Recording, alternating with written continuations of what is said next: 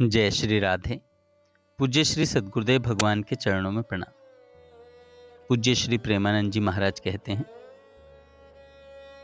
क्या आप नाम जप करते हैं? इन 6 नियमों का पालन भी करें। पहला, अटूट विश्वास। सिर्फ विश्वास नहीं, अटूट विश्वास। पहला और सबसे महत्वपूर्ण नियम है प्रभु में अटूट अटल विश्वास। यह केवल एक सामान्य आस्था नहीं, यह एक ऐसा विश्वास है जो जीवन की सबसे कठिन परिस्थितियों में भी न डगमगाए। चाहे आप भयंकर बीमारी से पीड़ित हों, निंदा या अपमान का सामना कर रहे हों, या कोई भी आपका साथ न दे रहा हो, आपका विश्वास प्रभु से नहीं हटना चाहिए। इस विश्वास को समझाने के लिए बरगद के पेड़ का अद्भुत उदाहरण दिया गया है। जैसे बरगद का पेड़ अपनी जड़ों के अलावा डालियों से भी नई जड़ें निकालकर खुद को भूमि में स्थापित कर लेता है, जिससे उसे कोई हिला नहीं सकता। ठीक उसी तरह आपका विश्वास भी हर तरफ से इतना मजबूत होना चाहिए। यह विश्वास सिर्फ आपके आराध्य में ही नहीं, बल्कि आपके गुरु द्वारा दिए गए मंत्र और आपके अपने भजन मार्ग, आध्यात्मिक पथ में भी अचल होना चाहिए। दूसरा नियम, भजन में दृढ़ता। चाहे जो हो, नियम नहीं टूटना चाहिए।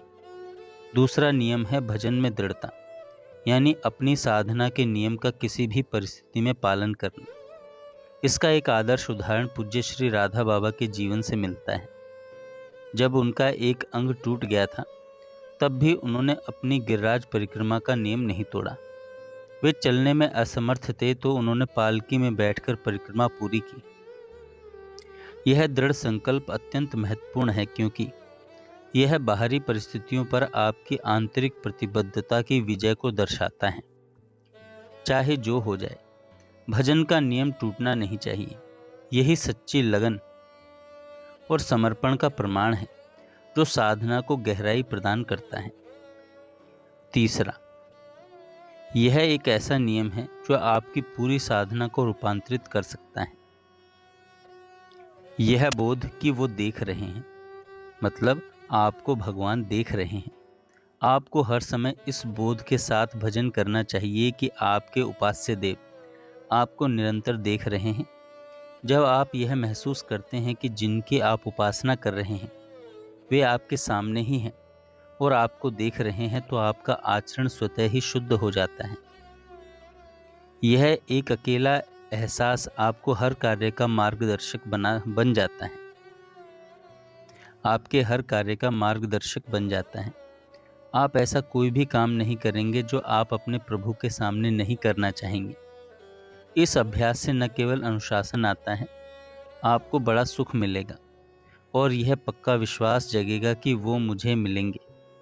यह बोध केवल अनुशासन नहीं, बल्कि आपके और आपके आराध्य के बीच एक जीवंत अंतरंग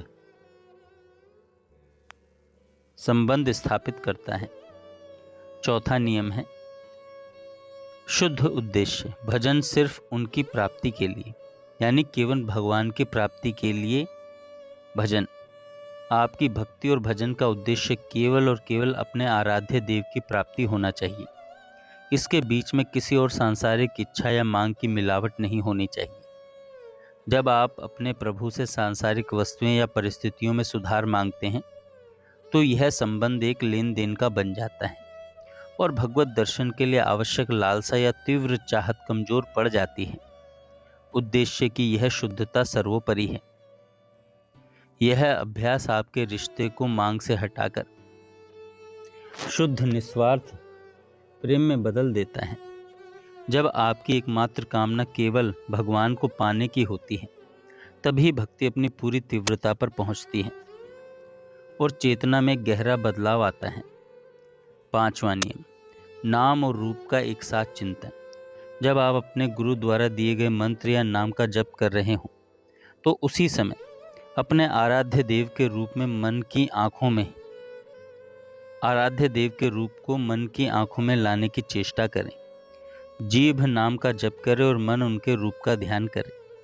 यह सच है कि प्रभु का वास्तविक रूप उनकी कृपा से प्रकट होता है, लेकिन एक साधक का कर्तव्य है कि वह पूरी ईमानदारी से उनके रूप का चिंतन करने का प्रयास करें।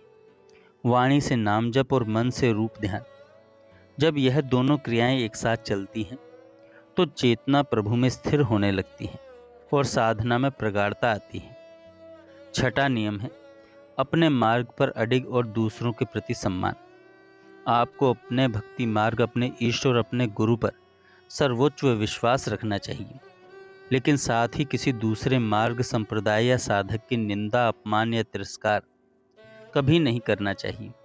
आध्यात्मिक अहंकार एक बहुत बड़ी बाधा है। यह भाव कि हम तो सर्वोपरि निकुंज उपासक हैं, आपके हृदय में सच्ची लालसा को पनपने नहीं देगा। अपने मार्ग को अपने लिए सर्वश्रेष्ठ मानना आवश्यक है, लेकिन दूसरों को छोटा समझना आपकी आध्यात्मिक प्रगति को रोक देता है। जब आप अपने इष्ट में पूरी तरह से आसक्त होते हैं और किसी दूसरे का विरोध नहीं करते तो आपका हृदय विशाल होता है और भगवत दर्शन के लिए सच्ची और उत्कृष्ट लालसा जागृत होती है। निष्कर्ष है अटूट विश्वास, दृढ़ अनुशासन, शुद्ध उद्देश्य और सभी के प्रति सम्मान का भाव ही वह नींव है जिस पर भगवत दर्शन का महल खड़ा होता है। यह मार्ग कठिन नहीं बल्कि गहरा और आत्म परिवर्तनकारी है। इन नियमों में से कौन सा एक नियम आज आप अपने अभ्यास में अपनाने का संकल्प ले सकते हैं? जय श्री राधे।